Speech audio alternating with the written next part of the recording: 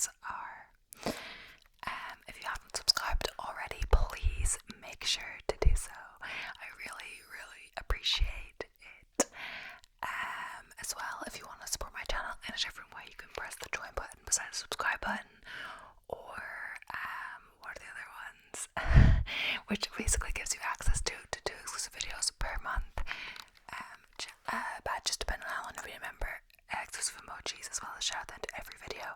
There's also a link to Buy Me a Coffee, which is a non-subscription based way to support me. But either way, just liking and definitely subscribing really helps out. I'm truly trying to reach that 1,000 subscriber mark. I'm not sure where I will be when I actually edit this, because I have a few more videos to upload that I've pre-filmed. But at the time of filming this one, I'm at 135 subscribers, so we're really getting close to the mark.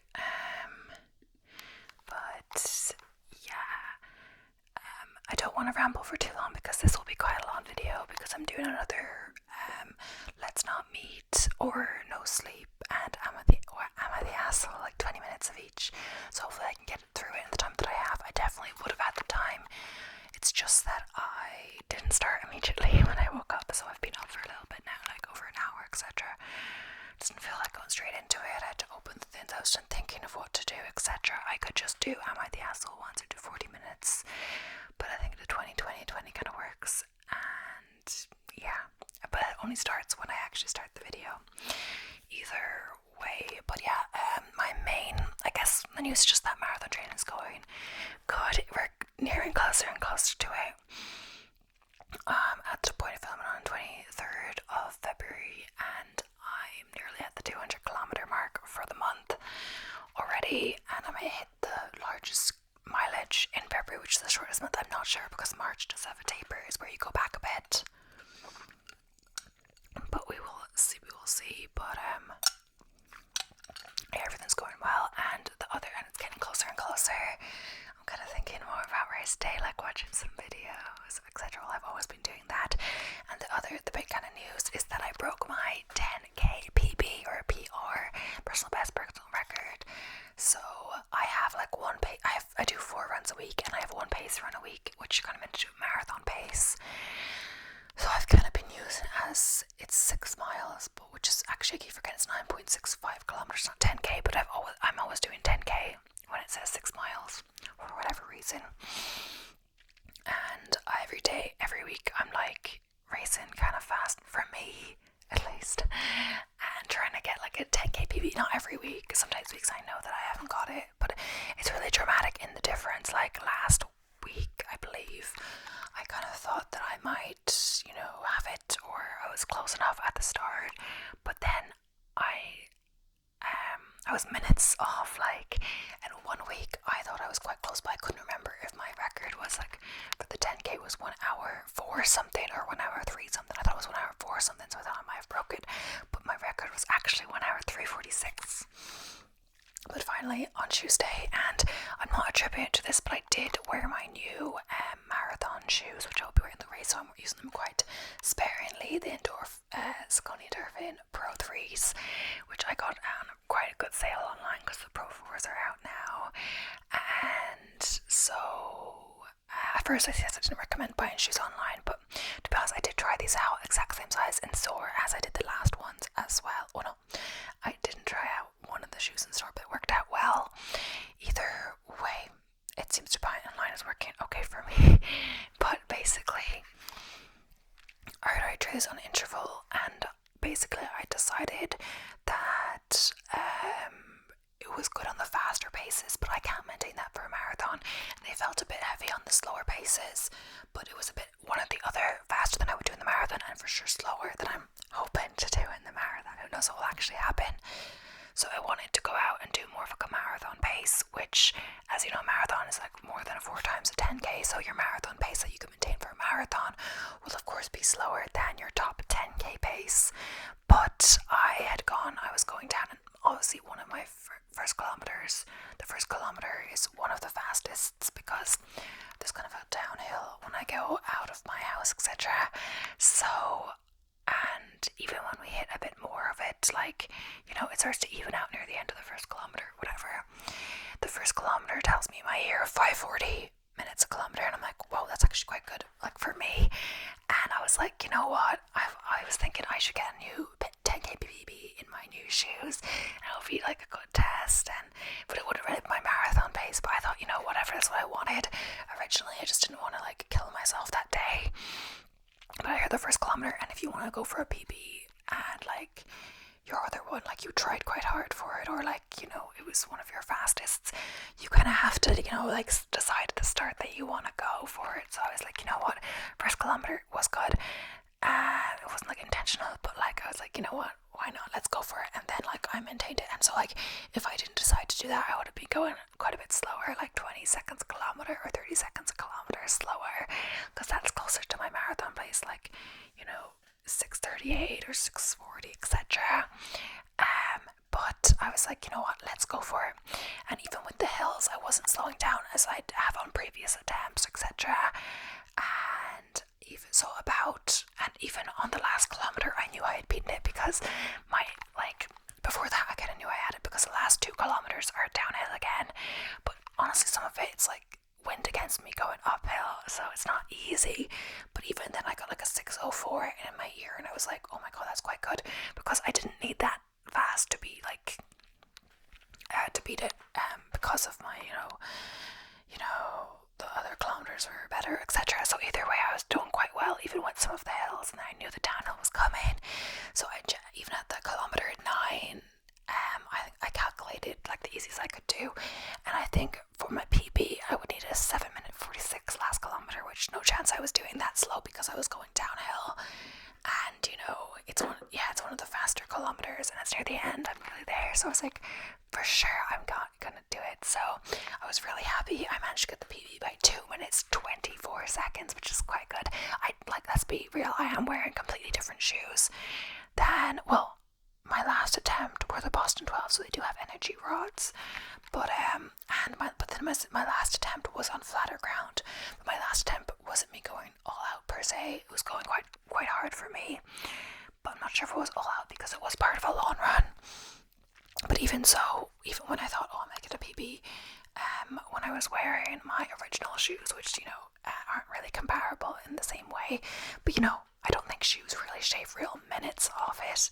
And that was on flatter ground as well, and it was like this organized like race with people and like run in the dark or whatever then, and that was on flat ground, etc. And you know, you have to add it then of people being around you, etc., doing it like as a race. And I wanted sub 60 in that one, but I was like, you know what, that's really unrealistic. And I got like an hour 5 minutes 33 maybe, I'm not sure exactly, but either way, my one that other day, or to this day, with more elevation, etc., 1 hour 1 minute 22 seconds. So I'm really proud of that. I was wearing my new carbon plated race shoes, but it's not just that, like it's training as well. Like I've been training consistently now, like since November. I started marathon training like kind of after that attempt. That was kind of like, you know, the culmination of my training. It wasn't meant to be that early. I hadn't finished the plan, but I thought, you know, it's kind of like a race to do it. And then since then I kind of started the marathon plan, like not that much long after that. Maybe it was December, but yeah. So then I've been increasing. In December I've got like 134 kilometers compared to like 80 in November. Then January was like 220. February I think it's gonna top up at 250 when I'm done. And so yeah, I'm running like, you know, a good amount of times, like up to like 3 times what I was doing in October and November. And you know, I'm not completely dying, like it's difficult, but I'm managing, so I'm like, it's good. I know you're not meant to up your mileage dramatically, but like I'm following the plans. Maybe I should have had a base higher mileage when I started, but I think it's okay. And as well, I haven't felt injured at all yet. I had a nickel on my ankle one day or something. I thought maybe I postponed the one, but I think it was on my rest day. It was after a run, and then it was my rest day, so I think I was good for my next run because it went away completely. And other than that, there hasn't really been anything that's really stopped me from doing a run, except maybe one day of rain or etc. And then I did it the next day, and yeah, I'm doing really well. I think I've just came off of doing 3 runs in a row. But yes, yesterday's one, I took it really easy. I still did a 10k, but it was like 18 minutes slower than the PB. But I don't mind because it was just sometimes some runs are just the easy miles to get your kilometers in, etc. And you know, you go slower to go faster. And it was my third day in a row, and I just wanted my race to be back, my long run to be back on Saturday. That's the day that kind of suits it to be, etc. Anyway, I've been rambling. I probably won't get through this whole video. I don't know if I should stop and only do an Am I the Asshole video, but I think I'll do my original one, and if I have to stop, I'll just do this in 2 parts, but I'll put them together and wear the same outfit, etc. So you don't really know, unless my hair is going to be different because it's a bit wavy, and I might have straight hair if I wash my hair until I do the next part, depending. We'll see what happens. So we're going to start off with or no sleep. So we're doing 20 minutes of each. We're still going to do that. I gotta stop rambling. Oh my god, I keep having to start cutting stuff out, etc. But yeah. So the first one is my friends and I found a body stain in an empty house. Then the stain followed me home. So I'd never been much for excitement. I'm the sort who likes to get invited out, but always volunteers to be the designated driver relief because it means I get to stay sober and serious. No one expects the DD to go dancing on tables or telling wild stories. I can be shy, reserved, plain Jane. I keep my nose in books and out of everyone else's business. That was why it surprised everyone, especially me, when I agreed to join Mika and Shani in urban exploring that day. Mika is my cousin and Shania is her best friend. I'm not sure if I'm saying her name right as well. I guess I agreed to go because I was feeling a bit stunned over the fact that my crush Yasmin, who was gorgeous and had a voice that could call angels, commented to friends that I'm a bit boring.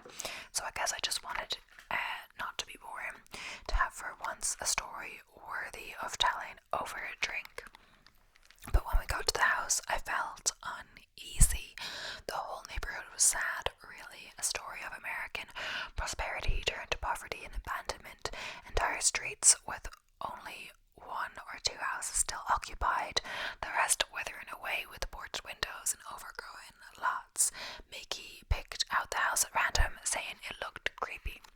I don't know if it was any creepier than any other sad building in that cul-de-sac. The house had yellow siding, stained by weather and time. Curtains hanging in the cracked upstairs window, a short flight of stairs leading to the front door. The lower windows were all boarded and the door, of course, locked. But while I was ready to give up almost immediately, Shania's eyes sparkled at the challenge. So she circled around the back of the house, and a driving yell brought Mika and me following. The back door, though boarded, had been broken into at some point over the years and spun open easily. Are we sure it's safe? I wondered. Shania just grinned. You're gonna stay here if it's not, she asked, and plunged into the darkness. And that's how it was. Inside. Dark. Shania and Mika flicked on headlamps and flashlights. I only had my phone life. So Shania pulled a spare flashlight out of her backpack for me. Girl, it's just an empty house with old stuff. She squeezed my arm in encouragement. Nothing to be scared of, unless you believe in ghosts. And she winked and laughed. A bold peal of laughter that lifted my spirits and made me jealous all at the same time. I don't know how a person could laugh in the face of fear like that. I don't really believe in ghosts. I didn't believe, but was still scared of them. Was that pathetic? I smiled weakly and thanked her for the flashlight. Mika told me to quit being a pussy and squeezed in past me, and all 3 of us entered the living room and looked around. It looked exactly like every old person's living room. The carpeted floor was a dark beige and stained with coffee here and there. A plush armchair sat facing an ancient television, the kind that looks like a boxy cube, not a modern flat screen. I almost expected to see antennae sitting on top of the old thing. Bookshelves and hutches held books, knickknacks, cups, glasses, and many years' worth of dust. Little beautiful ceramic figurines of children and pigs with wings and big-eyed frogs and all sorts of odds and ends looked out at us. It was cluttered and a lot of it was broken, the wallpaper peeling and mold streaking the walls. Just a forgotten, lonely old house. Dan Shania picked up a figurine from one of the shelves. Look at this stuff, super vintage. Bet there's like collectibles and shit we could take. You want to bring some back? Suggested Miki. I wondered aloud if that counted as stealing. Both girls looked at me and I shut my mouth. Shania looked around, gesturing with her flashlight, and said, "Stealing from who?" She had a point. I couldn't really argue. Still, I don't know, just feels kind of disrespectful, I mumbled. More it is disrespectful than leaving it all here to rot. Shania tucked a glass-eyed frog into her pocket. At least if we take some, someone's getting use out of them. Mika took out a bag and began filling it with some of the bowls and candle holders. She thought it might be crystal. I was pretty sure they were just glass, though. Shania was more interested in the figurines. I looked around, unsure what to take, and finally my flashlight illuminated a ceramic lovebird sculpture. Don't know why I was drawn to it. It seemed handmade. The glaze wasn't perfect and the winds were a little clumsy. I imagine it might have been a gift, not store-bought. Somehow the idea of a handmade gift passed down, forgotten, and then recovered moved me, so I wrapped it up in some napkins, put in my bag. I was still looking at the shelves, moved into the kitchen with its dirty and torn linoleum line, and when a scream made me jump. Back in the living room, towards the rear of the house, Miki was shining her light on something. Shania with her, both of them whispering. Then Shania bent towards the floor. Approaching, I saw they were looking at the staircase leading up to the second floor bedrooms. The thought of going up there filled me with dread, and my gut bunched into knots. My entire stomach seemed to overturn itself when I saw what Shania's light was shining on. A dark stain just below the bottom steps. A person shaped a stain. There was the head. There were two arms. Okay, that's really freaky, said Miki. Shanina, kneeling and grim-faced, was tracing her flashlight along the outline. You know what happens sometimes with old folks? They die and no one finds them for a while. The body just lays there, decomposing. This is probably where she died. She, I echoed. Or he, but all figurines and stuff made me think Grandpa, Ma, and not Gramps. But if we go upstairs, we'll find floral dresses and the closets. I'm not going upstairs, I announced. Me either, declared Miki. Shanina wanted to go, carefully avoiding stepping on the body stain. She ascended the stairs. From up there, she called out to us. About then she found, bathroom is a mess. Yuck, yep, lots of flower print, stuff like that. Finally, she returned, a dusty frame in hand, and offered it to Miki. It was a photograph of an elderly woman and a woman and a boy. But that's the old woman who lived there and her family. I wonder why they didn't check on her when she fell down the stairs, said Miki. Who knows? Maybe they're dead too. Maybe they live out of state. Shanina shrugged. Look at this neighborhood. Been emptied out a long time ago. Chances are wherever her family lives is not close by. Come on, let's get out of here. Thought I heard something up there. Heard something there, so my neck prickled. Like what? Like her ghost. Gonna yell at us for stealing, said Miki and laughed. Then she and Shanina raced to see who could get out first, pushing me aside. I cried out, nearly falling on the stain. Oh God, I almost touched it. Guys, wait, I yelled, running after them. Halfway out of the room, I swear I heard a sound, a voice calling to me, and I screamed, heart hammering, my voice ripping from my lungs in a shriek of utter terror as I rushed after the others and out to the car. They wouldn't stop teasing me the whole drive back. Your scream could have woken up the dead, Shanina exclaimed. Seriously, I thought something got you, put in Miki. I didn't tell them how I thought I heard a woman's voice. They just laughed at me harder. Miki dropped me off back home. Sheena told me she hoped I had fun and I wasn't scared too much. I smiled weakly and waved goodbye. I retreated up to my bedroom in my parents' house. I'm saving for enough to move out, but for now I pay a small amount of rent while I work at my uncle's shop running the register. I felt ready to cocoon myself for a good week. This would make a good story to tell when I joined everyone for drinks. It'll be a while before I'll be up for it. I put the ceramic birds on my windowsill, trying to decide if they were cute or just creepy. A shower took off the last of the grime and the chills. By dinner time, I was feeling excited enough to share what I'd done with my friends. Sat to pick up the birds and texted the group chat with Yasmin and the others, explained that I found the birds in a abandoned house and even seen the bodies there where the old woman was owned them died. Lots of exclamation emojis from everyone. Response Yasmin texted, "Oh damn girl, you gotta invite me next time." I hadn't been planning next time. The thought of exploring more terrifying places made my pulse escalate, and not in a good fluttery way, but it impressed Yasmin if it made me more interesting and less boring. Anyway, I took my phone away and went to bed, feeling for once like someone who had stories to tell, not the dull girl who looked after the shop and was so forgettably plain. The only name she could possibly have was Jane. No, I'd become someone else, brave, exciting. I had glorious dreams of dancing on tables at the centre of parties, but something jolted me awake in the dead of night. I lay there curled in my sheets, every hair on end. From somewhere downstairs came a soft wail, a moan. Oh God, the old woman. The moaning continued. I pulled the pillow over my head and whimpered, too terrified to move. How did her wailing not wake anybody else? She was so loud. I don't know how long I lay there wishing the wailing would stop before I drifted to sleep again. When I woke, sunlight streamed through my window. My recollection of the previous night was late hazy. I assumed the wailing must have been a dream. I even laughed at myself. Here I was, plain Jane, giving myself nightmares because such a homebody that the slightest adventure had me spooked. I headed downstairs for breakfast, and I froze on the wooden floorboards at the bottom of the stairs was stained, the same stain we'd seen in the empty house. Mom, I shrilled. I rushed out of the kitchen. Jane, what is it? I pointed to the foot of the stairs, right where she was standing. Mom looked down, stepped back, accidentally trampled on the stain. She examined the floor and then looked back up at me. Question, what, honey? What is it? The stain, I whimpered. The stain, she echoed, dropped down to her knees, peering close.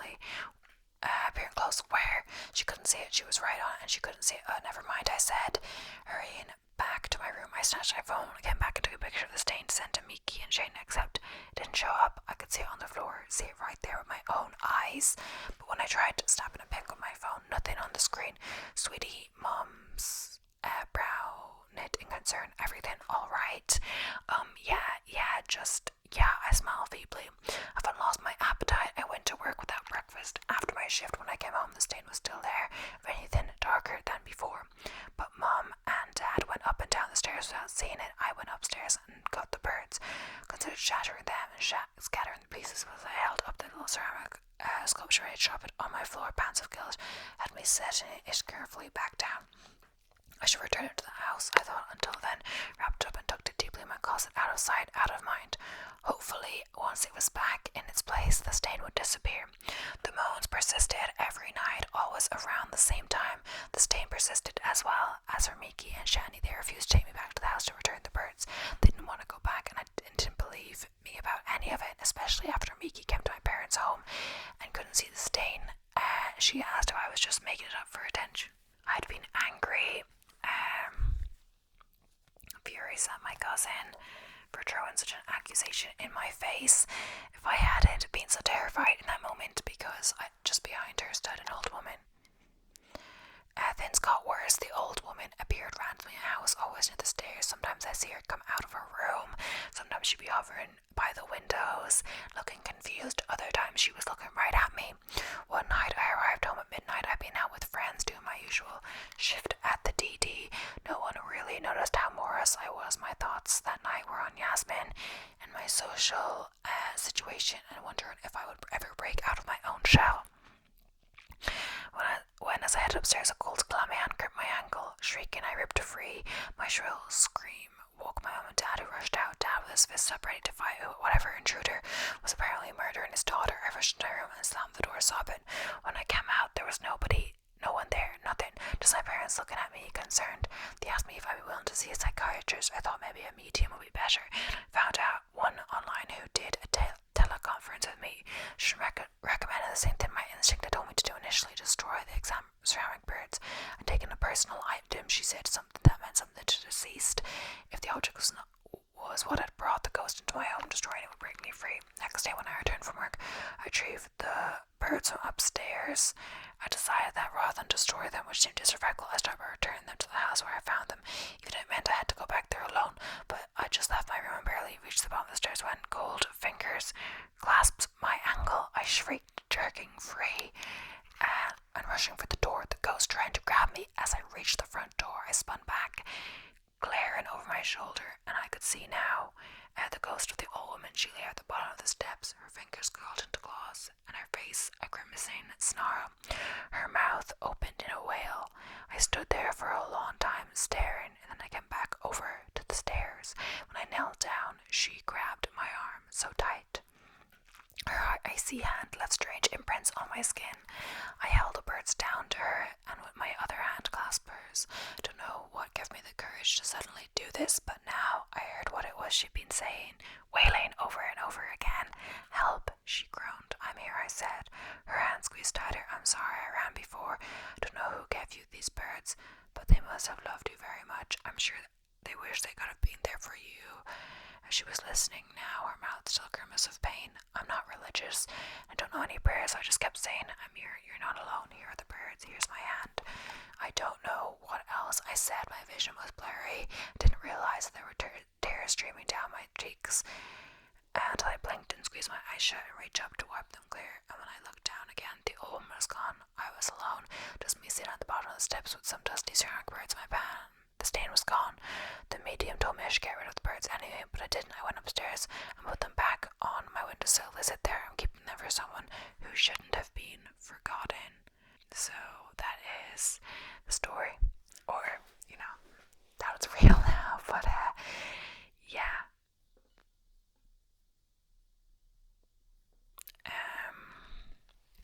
So that was most of my time for that. Wow, that was longer than I thought, but I'm trying to, maybe I'll try to look through all. I don't want to start one and then stop, so, but all of them are quite long. Oh my gosh. No. Okay, that one's shorter. Yeah. Okay, I think I'll do this one and then I'll stop. I'll go to the next then.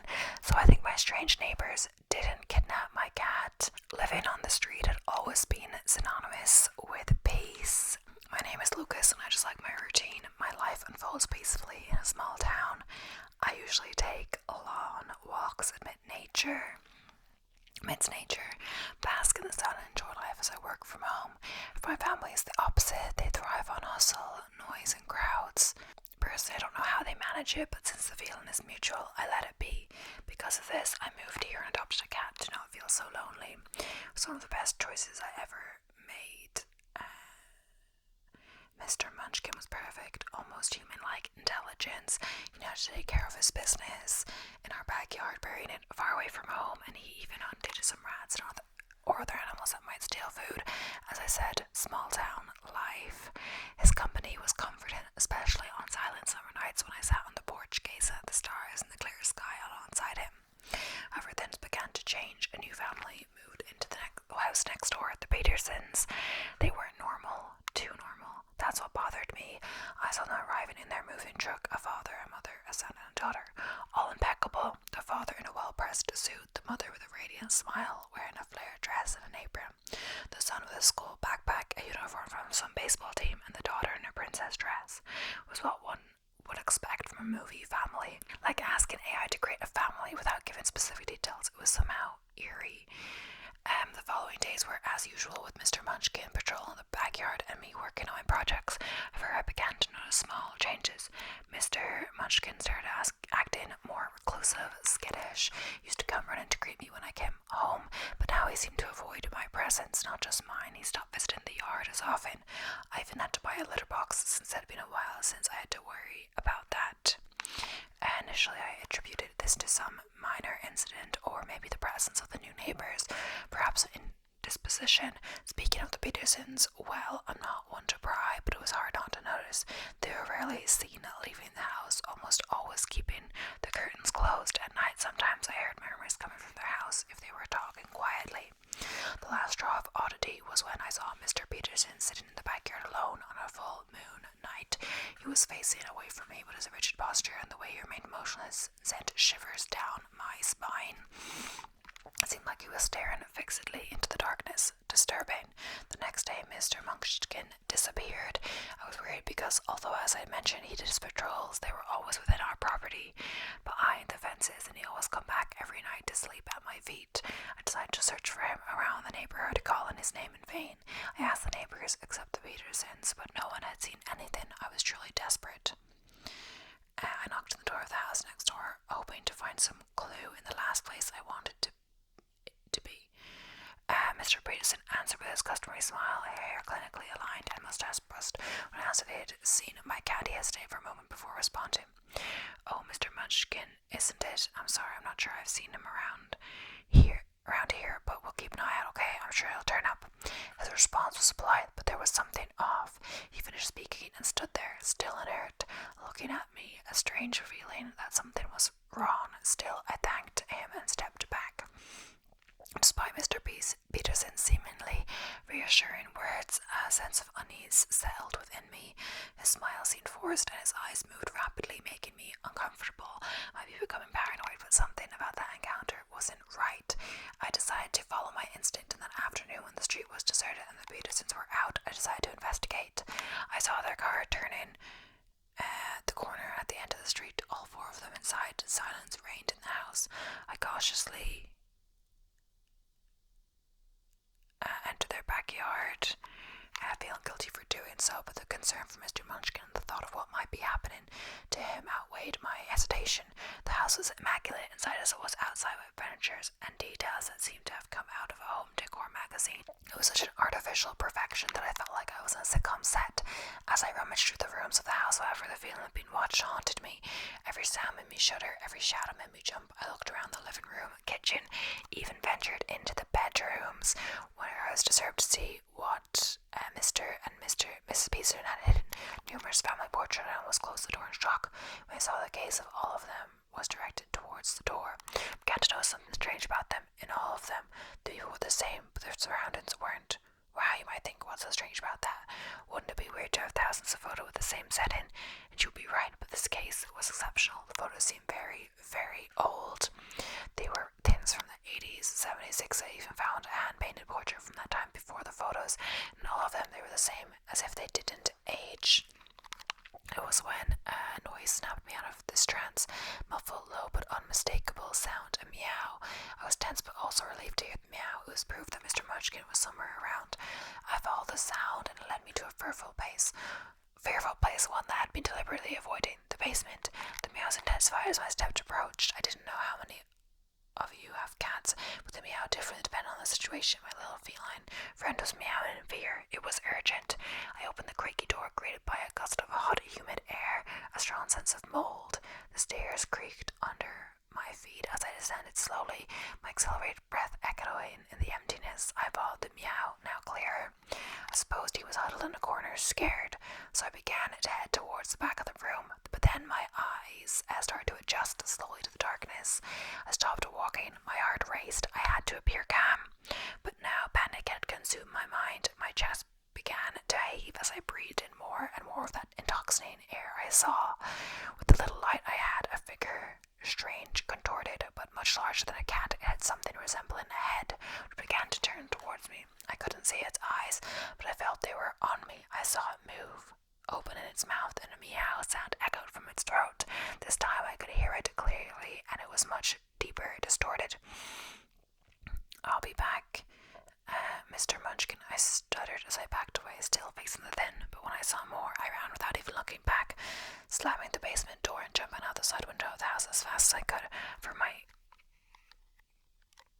great panic came now as I jumped over the Peterson fence. I finally entered my backyard. I saw a very small, curious face on the balcony railing. It was Munchkin. Wagging his fluffy tail, he looked at me, tilting his head. In curiosity, I looked back. Seeing the fence, imagining what was on the other side, I ran upstairs to where my cat was. He snuggled against my hand, purring, "Where have you been, buddy?" My phone vibrated. It was a message from the lady from the next street, Lord's. "Hey dear, your cat showed up here this morning, but I couldn't reach you. I gave him food and helped him over the fence. I saw the lights turning on. Are you home? Is he okay?" "Yes, Miss Lord, thank you so much." I closed the phone. Now me and Munchkin are here on the second floor. The sun has set, and we only have the pale light of the moon. It's one of those warm nights, but we're looking up at the sky. We're not looking up at the sky, but down. The Peterson's car is parked in front of the house. They've been here for almost an hour now, sitting motionless like dolls, except for Mr. Peterson, who is now staring directly at us. Wow. Okay. Creepy, for sure. Now I'm gonna move on to Let's Not Meet.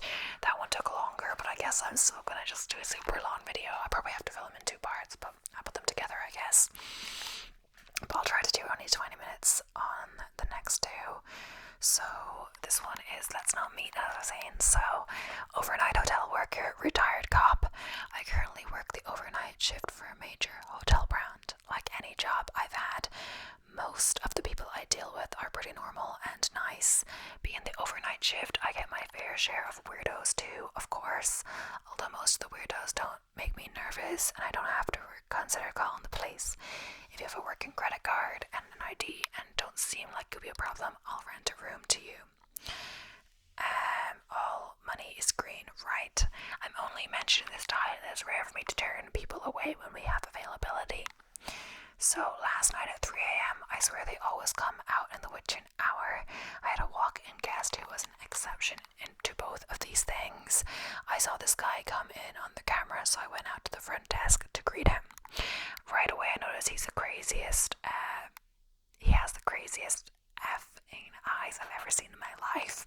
This guy was staring at me in a way I cannot possibly describe. I swear he didn't even blink.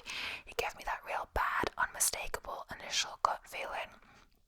And he approached with his crazy eyes. He says, as he approached with his crazy eyes, he said, "Why are you so nervous? Why is everyone so nervous? What's going on?" At that point my guard is way up, but I was still willing to rent him a room. I said no one is nervous and asked him if he needed a room. I asked him for his ID and credit card hesitantly in a way that made me think he was going to pull a weapon out. Right away I turned around and retreated to the back office and closed the door. I observed him in the camera for maybe a minute and decided to go out again. He hands me the ID and credit card, and as I'm putting his reservation in, he pointed at the table behind me and said, "Who designed that?" Instantly, I knew he just wanted me to turn around and look at the table, so I would turn my back to him without glancing away. I told him to leave, and then he points at a cop badge in his wallet and said something like, "Did you see this? Are you okay? Is everything okay?" He acted fake concerned that I was possibly being victimized by someone else at the hotel. I assumed the badge was fake, but didn't care. Either way, I told him he had to leave. Side note, I noticed while he was standing there that he had urinated himself. Yup, this fat old demonic weirdo had a huge wet spot on his groin. My pants were dry. I guess he was more nervous than me. I go into the back office again and watch him on the camera. He walks out slowly, says something to our guest that was sitting out in the lobby, and then kind of lingers in the parking lot for a minute. That's when I call the police, because he had already made me so nervous after he left the hotel. He went to the hotel across the street and drove through their lot. Then he looped around again, drove past our building real slow, looking in. My guest and I were nervous, and he suggested he might come back with a weapon. He waited for his DD in a separate location. Luckily, that's the climax of my story. The cops came within 5 minutes. They always come quick here. He was arrested across the street for a DUI. I got a bit of joy when I saw them putting his truck on the tow. Turns out the guy's a retired chief of police, confirmed by me. After finding a couple of articles online linked to him, I told everyone at work to be on the lookout for him. Okay. Yeah, I think it's getting a bit darker because it's a bit rainy outside, but at least I'm not running today. So next up is Twitch viewer turned in real life stalker, so it's gonna be creepy. Oh wait, no narrations. Don't mess with me about making content about my stories, so I'm not gonna do that one, because some people, I guess people know that people make videos about these, so it won't be, I'll skip that one. Getting chased by a man in the woods. So one night me and my friends were playing some hide and seek in our hometown. We were probably 13 at the time, so I went into a small area that's basically like a shortcut from the main road to the side road. I unfortunately went alone. I didn't even think of what can happen. Remember, we were only 13 at that time. We didn't bring phones with us, so if something happened to us, nobody would even know. So the game started, and I ran sprinting into the woods area. First 30 seconds was good. Disclaimer, we have a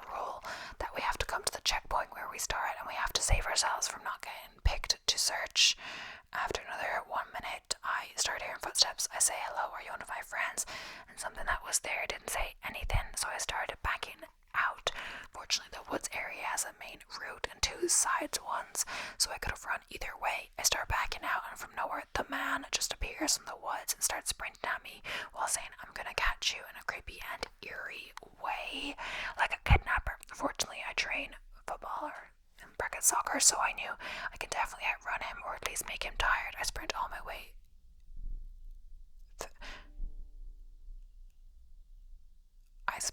way through the woods, with the only light being the moonlight, and after another 2 minutes he gave up. I continued sprinting and got myself all the way to the checkpoint and told all my friends what had happened. Of course no one believed, but I didn't care since I knew it was real. To this day I still don't know who or what had tried to catch me that night, but for sure I know it wasn't a sports guy. The outcome would be very, very different. Oh my gosh. Okay, so creepy. Of course, they're all creepy. Next up is, don't want to do ones that are too long, but yeah, I think a lot of these are shorter than the no sleep ones. The no sleep ones are quite long for some reason, or just this time. I guess it varies, of course. So this one is called "I Think I'm Being Watched." Ever since I started living at this house, weird things have happened. It regularly sounds like someone is walking on the outside of the house at night, and it's starting to freak me and my roommates out. For some context, this is a college house, 4 girls in our 20s, and looking for a fun place to live. There have been a few different encounters that have led us to this conclusion, and only continues to fall into place. Let's go back to this summer when the first break-in was. An evening in September, in the middle of the week, the garage has never been used by us other than for storage, opened, and one of us was at home with music blasting. She heard it and didn't think anything of it, but about 5 minutes later went upstairs to check and found out our garage door open and a back door unlocked. Again, we do not use our garage. She looked around and found nothing missing and figured it was an accident, but a month later we were having a party. It was around Halloween, and we decided to have a costume party. Around 12 to 1 a.m. someone was in our backyard and turned to see a man walking up the side of our house. The man saw him, he ran away and up the hill. We also around this time had one of our car's windows broken.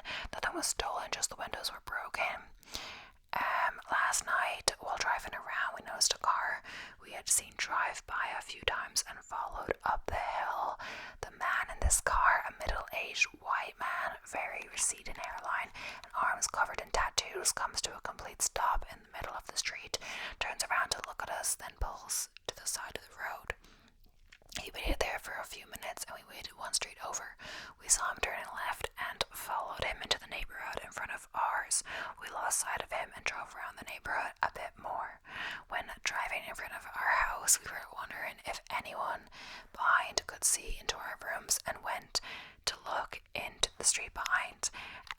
The house that had direct view into my room happened to have this same car that was driving around our house sitting right in front of it.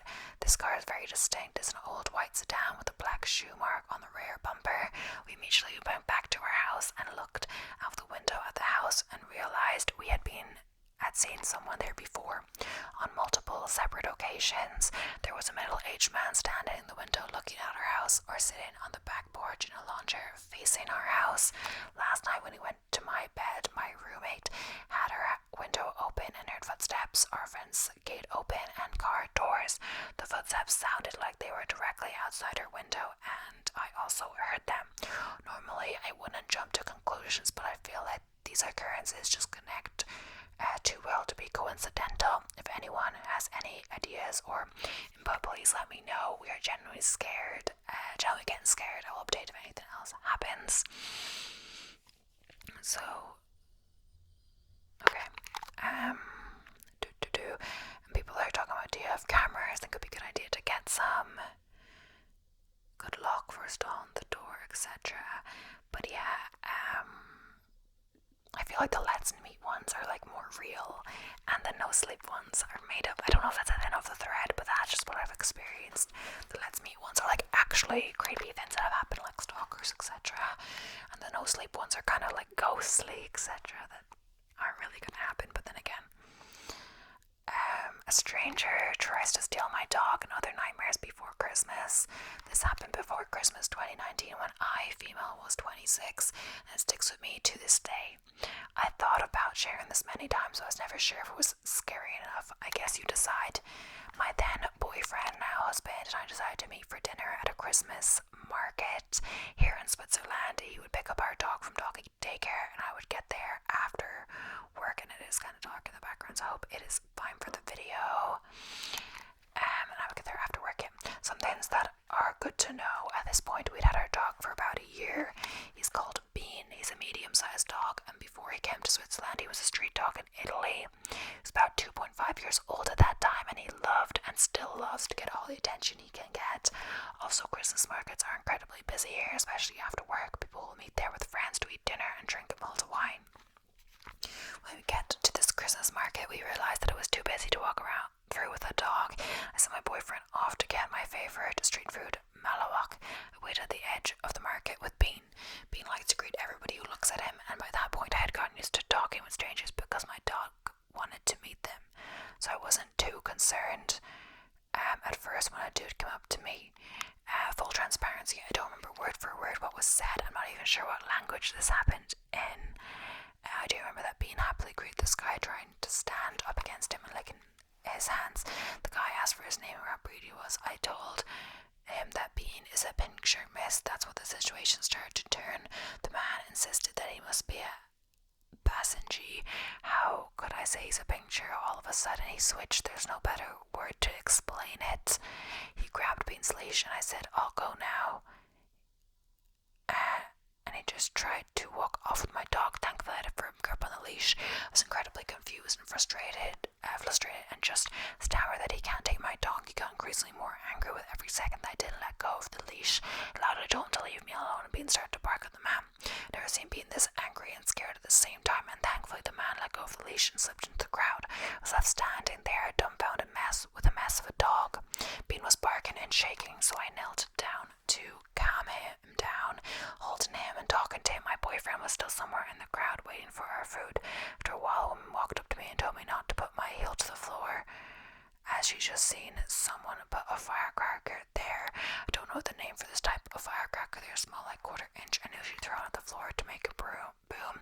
Sound and impact. Someone had put them under the heel of my shoe so it would explode when I put my heel down to get up. Now I don't know what's worse. Was it the same guy that tried to steal Bean, or was it someone else who saw a distressed dog and thought, "Well, let's scare that dog a bit more"? And the worst thing for me was that apart from that woman who warned me, no one helped me when I was harassed by a weird guy, even though I loudly told him to go away, and there were other people standing very close just watching. Bean was the one who scared off the guy in the end. Thankfully the events that even had no lasting impact on Bean. He still loves to greet strangers. I still remember it. I don't think I will ever forget.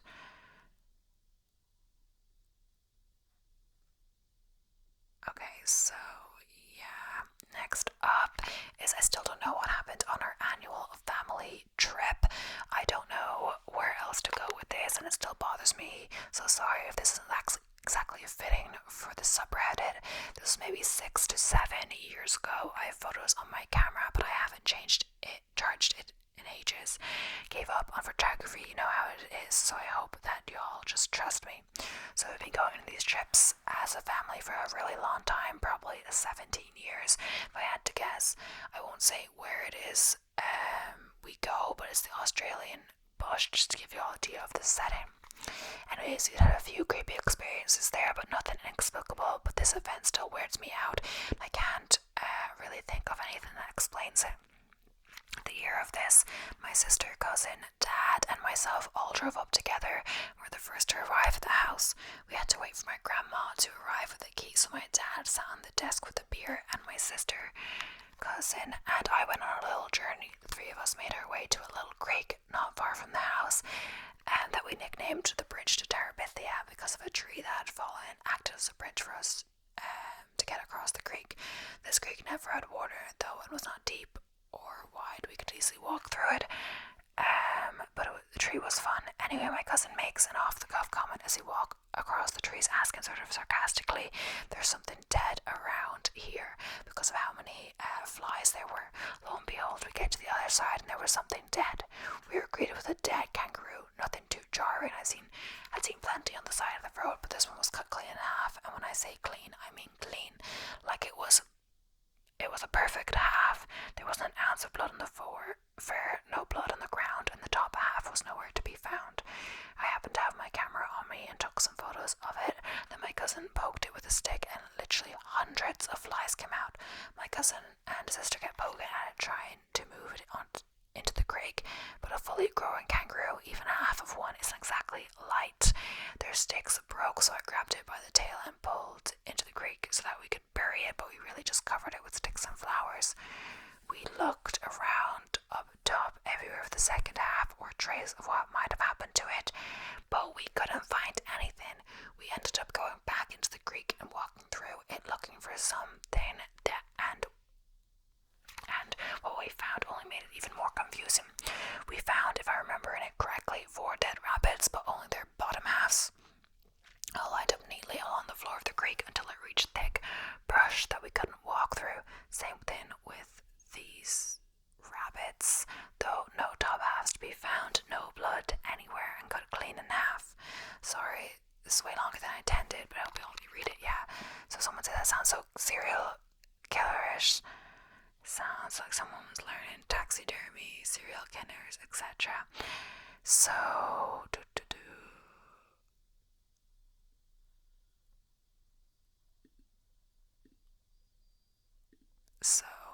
for once, I actually don't have the right amount. Oh, this one's kind of long, so I'm not sure if I should do it now, because the video is already getting quite long. Okay. Let's see about this one. I don't know, let's just do it. The creepy hotel owner thought he could. After reading so many of the stories and separate reminded that I have one I thought I had forgotten. I'm a South American woman, but I have been living in the States for about 11 years now. I first moved to Colorado when I was 21 to the small mountain town of Silverthorne. I was recruited by an exchange student program for college students in South America to come to the USA, work and travel during summer break in the South. Up to that point, I had never seen snow in my life, so I was extremely excited to be living in a cold, snowy place for once. I was going to be working at a very popular hotel in the town of Frisco, not too far from the hostel I was living. The hostel itself has its own creepy stories, but I won't talk about them in details at the moment. That'll be for later, perhaps. So far, I didn't know exactly what kind of job I would be doing in the hotel. All I knew is that I was supposed to show up there on a certain date to talk to the owner, a Ukrainian American guy that was probably in the mid-40s back then. So I show up, introduce myself with the basic English I had at the time, and tell him I'm excited to start working there. He gives me a weird long stare, almost as if he was analysing me. He was a tall man with very pronounced eyebrows, so that kind of creeped me out for a second. He then showed me to the restaurant and said I would be working there as a hostess. Besides delivering room and service orders, I really didn't think my English was that good to be in close contact with the public. Then I thought I would be working back of house or housekeeping, but he insisted. For those who are familiar with the area, this part of Colorado is not too far from Vail, so it's needless to say they got very, very busy there during ski season, and I was dealing with customers from all over the world. That's when I also started helping out a server during breakfast, and of course, I would get lots of orders wrong, but my lack of English would make the owner very mad. I remember one time that my co-worker and friend was taking a bit longer to wipe down one of the tables. We had a guest waiting to be seated, so he grabbed the towel from her hand, yelled at both of us to get out of his and stop being so damn useless, and then proceeded to throw the towel at her face. We just make a small note here to say this girl was also an immigrant like me, with fantastic English and living in the country for years, but he was always trying to find ways to show us how slow, dumber, and free we were compared to him as an American citizen. And then at night, after the place had slowed down, he would then act all apologetic and buy us drinks at the bar, make forward comments about my appearance, and even caress, my legs. I was starting to feel uncomfortable around him. I would always try to not be in the same room as he was. During work hours, I'd be focused on customers or talking to my coworkers, and I would never make eye contact with him if he was present. On New Year's Eve that year, there was a big incident in the hostel I lived at. I was out that night with a few coworkers, but I learned later that one of the residents has gotten way too high chasing down one of my friends, also from South America, inside the hostel while pointing a gun at him, yelling racist slurs and making death threats. He got arrested, but it was easy to say that most of the students living there no longer felt safe. While telling about the incident to one of my coworkers the next day, the big boss overheard the conversation and immediately came to check on me and make sure I was okay. I thought he was being very nice and thanked him for checking. He said I should not be staying at the hostel anymore given the circumstance, and invited me to stay in one of the hotel rooms free of charge for the next 2 weeks while looking for a new place. That seemed very generous of him, especially given the fact the hotel would be completely booked often since it was the peak of ski season. I accepted his offer and moved in the next day. I was so overwhelmed with happiness for finally having some privacy. I was sharing a room with 5 other girls in the hostel, and for getting some extra sleep before working my breakfast shift, since I was now literally living at work. Lol. That was until one night later that week where I felt extremely exhausted after being slammed in the restaurant all day and delivering orders to several rooms. I was ready to cozy up in my hotel room and go to sleep. I was off the next day. Things around 2 in the morning when I woke up completely groggy and noticed that my door room was open. I could see the lights in the hallway. Then I noticed a silhouette of a tall person standing inside my room watching me sleep. I couldn't see a face, but I could definitely tell it was a man. As I started realizing what was going on, I hear a metal clanking noise as if he was getting ready to take his belt off. WTF, I yelled. That person quickly got out of my bedroom. The next day I asked management and my coworkers and said there was definitely someone in my room the night before. They said it was probably dreaming or someone from housekeeping must have gone into the wrong room at 2 a.m. in the morning. Housekeeping, the owner, didn't comment on the case and stopped talking to me or even acknowledge my presence after that, to my relief, of course. Nothing else happened. I moved on, got a new job, a new apartment to live in, etc. About a year after my incident, we'll check in the local Summit Daily News. What do I see on the front page? The owner, being arrested the night before after getting 2 female hotel guests way too drunk at the bar and letting himself into their rooms. Once they had crashed for the night, they woke up and there he was standing in the room staring at them while getting ready to make his next move. They screamed bloody murder and called the police immediately. Was it him in my room that night? I'm 99% sure it was, but I'm kind of relieved I didn't get to find that out. What creeps me out the most about the situation is that what about those nights I completely crash after one too many drinks? You know how the altitude can affect your alcohol tolerance? No man, I really did it. It really did it for me. I'm from the sea level, not a big drinker, but a few times I woke up with zero memories from the night before. So the unsettled question is, was that even the first time someone got in my room, and how many more guests at the hotel this happened to without them even realizing? And someone said they googled it and that, yeah, people are like, saying, oh my god, like, wow, good. That's really creepy and disturbing. And yeah, either way, now we're going to move on to the Am I the Asshole ones. This video is getting very long, and this one was getting a bit longer because I had to finish the story, so I had to go short, and I went over, of course. But yeah, so this video is getting quite long, but I just kind of want to get it over with, and it's kind of frozen, but I don't want to disconnect it again, so it should be fine. It just froze my phone. It's a little unnerving, but it worked out fine even when it was. Oh, now it stopped. It's something to do with the connection. It's a little unnerving when it's like frozen the whole time and you're like, is it really recording? But like, that's just on my phone, it's frozen. It's not the actual recording. But yeah, I'm gonna get into the Am I the Asshole, and then we're gonna be done. It's taking a while, but I committed, so I'm gonna continue. Okay, so 20 minutes of Am I the Asshole starting now. Am I the asshole for telling my mother that I won't come home because all of her attention is already on my autistic brother anyway? I, 25 female, thought I was close to my family when I was growing up. I left for college at 18, even though I made a lot of visits to my hometown. I really don't wish to live there. I'll give you a bit of context before asking if I'm the asshole. I have a younger brother, 22, male, Jason, who's on the spectrum. I love him very much. Jason has a lot of challenges. He cannot speak, has developmental issues and several neurocognitive problems, as well as general health problems. Understandably, taking care of Jason was a pretty difficult task for my parents, and when I lived with them, it all fell upon my parents' shoulders. When I left home,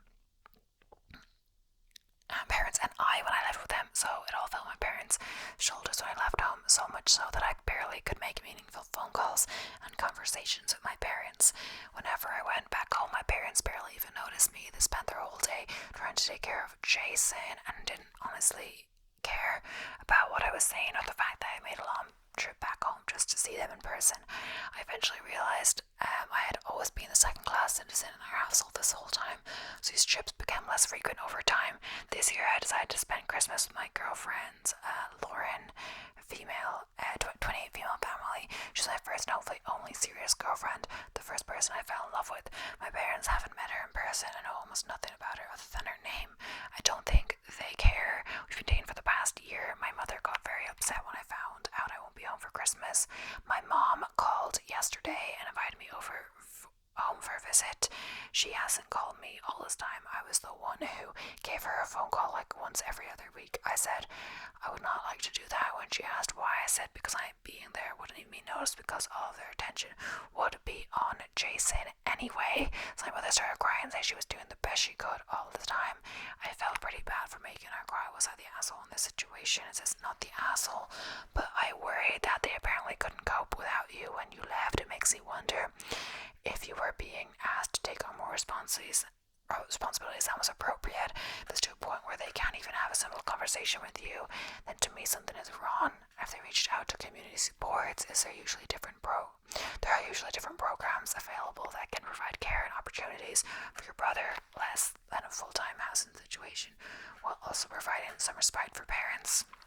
Yeah, so gonna move on to the next one. The asshole, it's like kind of similar in the same, but not exactly. I'm the asshole for saying I'll take on more responsibilities so my parents can foster as adopt my special needs cousin, but only until I'm 18 and then I'll be done. My parents have 4 kids. I'm 16 male. The oldest and next to my brother Harry, 13 male. Then my sister Jazz, 11 female. And then my youngest cousin Amy, 8 female. And her sister Amy is 8 female. Harry and Jazz have autism and neither can talk clearly, but mumbling is the best they have learned. And they were delayed developmentally, so walking came later for them as well. Harry and Jazz are in a special needs school, a private one, because my parents wanted the best chances for them, and this place was highly recommended. Both my parents work longer hours for this. Because of the longer hours they work and the after care they're paying for Harry and Jazz, it has meant I need to take on some responsibility, and especially with Amy, take care of her every day after school until our parents come home. That includes cooking, deep cleaning the kitchen after I finish making food for us, so my parents can cook for Jazz and Harry and not take any issues with the food. Not risking issues with the food because both have highly sensitive taste buds and have limited diets. When Harry and Jazz go for respite or any day therapies, my parents make time for Amy and just Amy. They don't want her to feel left behind or like she doesn't matter. I do not get the same attention. I never did. Even when I was younger and things were bad, Amy was always the kid they prioritized time with when they had it and had expectations put on me that I would do my best to give her a great childhood. They put a lot of their responsibility for that on my shoulder by the time I was just 11. I'm also more responsible for keeping the house clean because of my parents' working hours. Sometimes I'm the only one who cleans in a week, and I used to try and get Amy to help out with some light stuff. My parents told me to let her enjoy her childhood. Recently, my uncle and aunt died, and my cousin, who also has autism, ended up in foster care. My parents wanted to take him, but they told me they would need me to step up and do more for us to make it work. They even told me how bad my cousin has it in foster care right now. Dad told me he has not found stability since his parents died several weeks ago. So what do they want me to take over all the cooking from each of the grocery shopping, but not with Amy, of course. They want me to start adjusting to having 3 kids, 2 with special needs at times, so they can take 1 kid at a time to their therapies and appointments. It pisses me off because they also asked me to babysit all 3 special needs kids so they can take a bit more time for Amy because it would be hardest on her. I was pissed off, so I said sure, I'll do it, but only until I'm 18, then I'll be done and they would never see me again. My parents told me anger was unwarranted and everyone has to make sacrifices. When I found myself dealing with as many special needs kids, am I the asshole? Not the asshole. I am sympathetic to your parents to an extent, as they are in a tough position. Foster care can be a very difficult situation for children with different care needs, but the amount they are trying to put on you isn't reasonable. You're not an adult and shouldn't be expected to completely lose the last years of adolescence.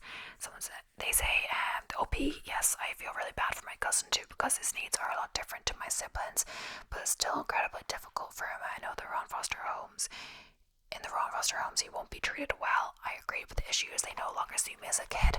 I'm not sure if they have for a very long time. I feel like when I started kindergarten, they saw me as an 18-year-old college student.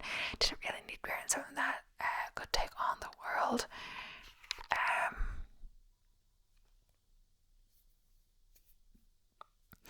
Yeah, it seems like they're putting a lot of responsibility on the oldest, and he's doing all of what he's required to do. Doesn't seem like he's, slacking in any way, or, he's being helpful, etc. And he's like 16. It was definitely, male. He's 16 years old, so it's probably because he's the oldest, and as well, because he's doesn't have special needs in the same way as siblings, etc. And Amy doesn't have special needs either, but she's too young to help out in the same way. It's kind of unfair, like, that they seem, they seem to value, like, time that Amy doesn't feel left out, etc., but they don't really care about him. Like, really, even if he's 16, like, he's had to deal with this for ages anyway, and, like, when Harry and Jazz were younger as well, they probably had to do stuff specifically for them when, like, Amy wasn't born, but did he get the same care? Maybe he doesn't remember, etc. Maybe it seems like they're only really prioritizing Amy, and he's, like, seen as a third adult to help everything work out, and, like, the full-time caretaker of the kids when they're at work, etc., and, like, not at school, and he's not at school. But yeah, I don't know, like, I feel like, he doesn't, he's like, even with the comment, like, he knows that it would be tough for the cousin in foster care, but even if he does step up and do more, like, he'll do it for, like, 2 years, or maybe less than 2 years, depending on how close he is to 17, but then that's going to ruin the relationship with the parents the rest of their life. So, if the parents don't want to do that, maybe they should, find alternatives, or somehow, some external help. So, yeah, it says, am I the asshole for telling my kids if they want their late father's stuff, they can buy it in the yard sale? And at first I was like, that sounds harsh, but I think it's something else. Yeah, so you have to read it to know. So, I don't know if I'm being mean or not. It's a bad word, I don't want to say it.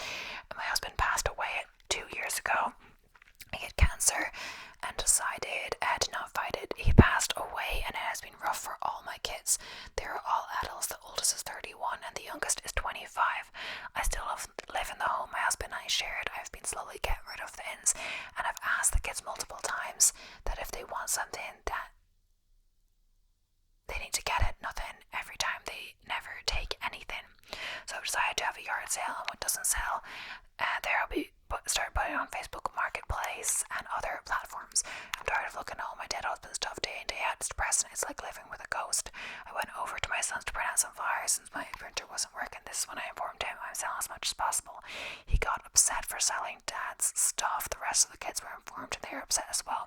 I told them if they want some of this stuff, then buy it at the yard sale. They had 2 years to grab it. One called me a dick, and I doubting myself on this. Someone said I don't care about money. They could give me a penny. What I care about is I am serious about taking it, and it doesn't come back to my home. I don't want them to take boxes, and then a few months later, it's back at my home. Someone says, not the asshole, you give them 2 years to claim the stuff. It says 8.6 thousand likes. Yeah, let's see what else someone's saying. Okay, it's just gonna complete the same comment.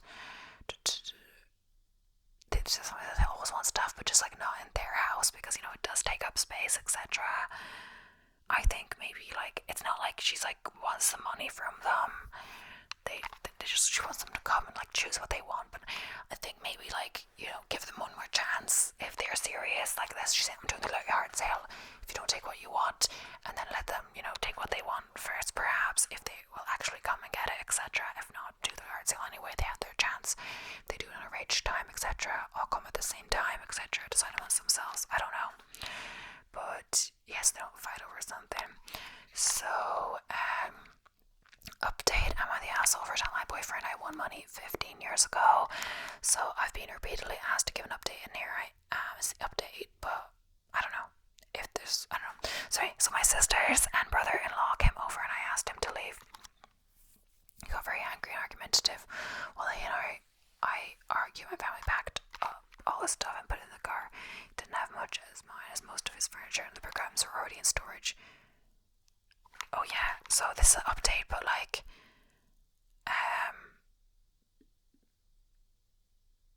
I don't know if that's an update, but I haven't got the original, so I'm gonna skip that one. Oh, I'm at the house over telling my dad's in-laws their daughter will never deserve to be my mother, and that's why she hasn't adopted me. I, 15 male, was adopted once already. My biological mother did not want to be a parent and she walked out when I was born. My dad met my mom when I was still a baby and she adopted me when I was 2. A few months after they got married, she was the best mom ever and I miss her every single day. She died when I was 6 and losing her really messed me up. I still struggle sometimes with not having my mom. My dad isn't the most emotional or warm guy, which meant I lost the parent who knew how to comfort me. Look at my grandparents, mom's parents were like my mom and were that comfort for me. It wrecked me more when dad started dating less than a year after mom died and remarried before my mom had been gone 2 years. I hate my dad's wife. She assumes that because my mom wasn't biologically my mother, because she died when I was just 6, it meant she could be replaced easier than any other parent. Her attitude towards my mom has been shitty from day one. She even said my mom told me I was adopted when she could have passed me off as her own since I was so young. The fact she didn't meant she wasn't really my mom. She was just playing a role. My dad is just too cold to give a crap. I think he just likes having someone else around to raise his kid, and now he has 3 kids too with his wife. He wants whatever his wife does to keep her happy. So he looked into another adoption of me, but they were told to give him my age at the time no adoption would happen if I wasn't okay with it. They tried to find out if they could pay more to have it happen, but were told they would pay and then get rejected. And I will never say yes. I'd rather be in foster care than be adopted by her. We fight a lot, we don't get along, but she tries to claim me as hers, and it bothers her to be rejected by someone who never even knew his real mother. As pointed out, I do have a real mom. She died when I was 6, and dad's wife will never be as good as her or worthy of filling in for her. It's tense, it's toxic, and I know my only escape is when I can force my dad to let me stay with my grandparents for a few hours of a night or 2, which isn't often. His wife hates that I still have them in my life, so he refuses often for her. My dad and in-laws are staying with us for a few weeks, visiting their grandkids, and Sunday we had dinner together.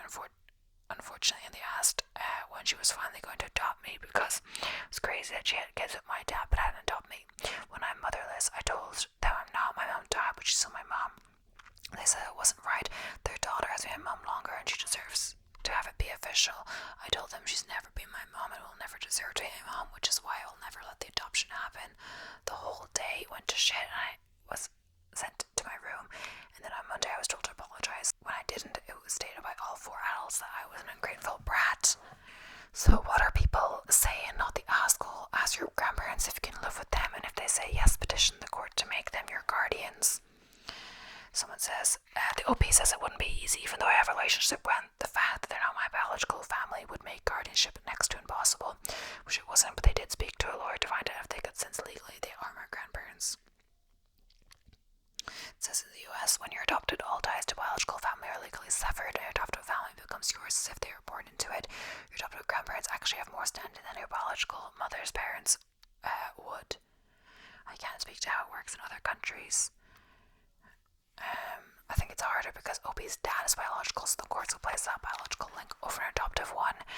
I suppose OP could become emancipated, but that would be a lot of trouble since you need to establish financial independence and possibly a court case anyway. Yeah.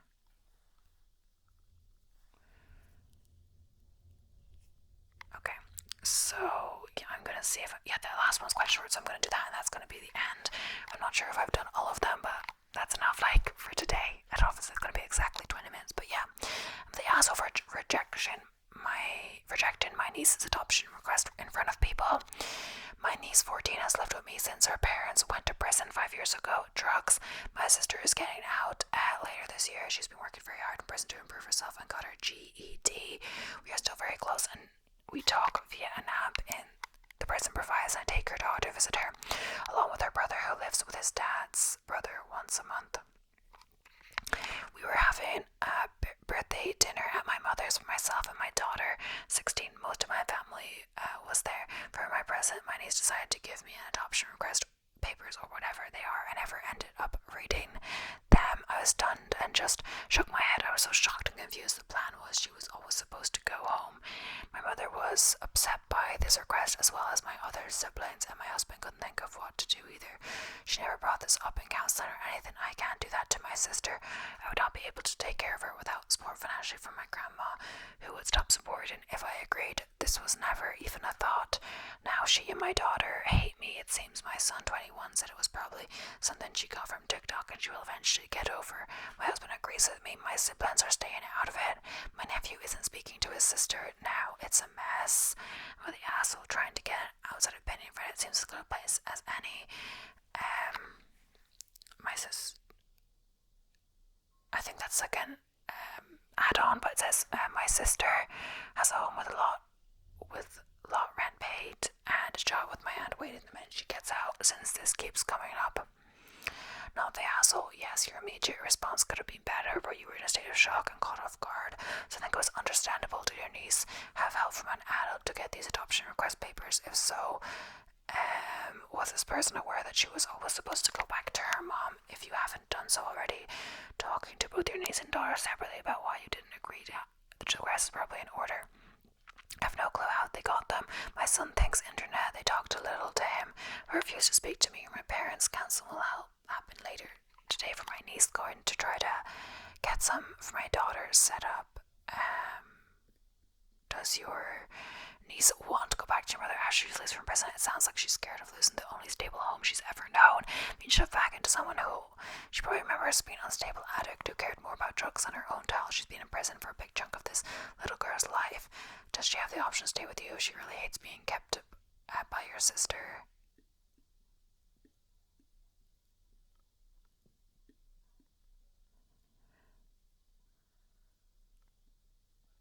The OP has a place and a job waiting for her when she gets out. She's right down the road from me. It's a cute little place too. My nephew is very excited and has been repainting it as a surprise to his mother. She will be employed and housed in a decent environment the minute she gets out, and is frequently drug tested as she will be on parole. So yes, the plan was always that she was going to look after her, her sister's daughter while she was in prison, and I guess the dad's brother looked after the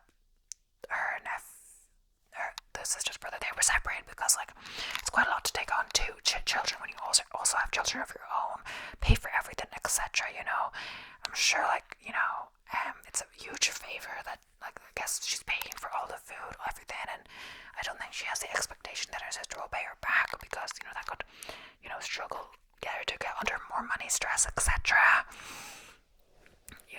And could promote her going to unhealthy ways to get money. So I think it's like a gift to her, etc. But either way, she wasn't planning to adopt her because her sister is getting out, and that would her sister wouldn't want that. But I guess it's from the girl's perspective. It's the only family person she's known for 5 years. She maybe wouldn't see the family dynamics of it, and probably doesn't see her mother as a very positive role model at all, etc. But I think they just have to work on the relationship, and of course maybe her reaction was a bit whatever and wasn't coming from the thing, but of course she was shocked, as the person was saying. But either way, yeah, that's the end of today's video. It is so long. I don't know how long it's gonna be, but yeah, thank you so much for watching. I hope you enjoyed. Please don't forget to subscribe if you haven't already, and I'll be seeing you in the next one. And yeah, let's try to get to that 1,000 if we haven't already by the time I post this, but I probably won't for sure.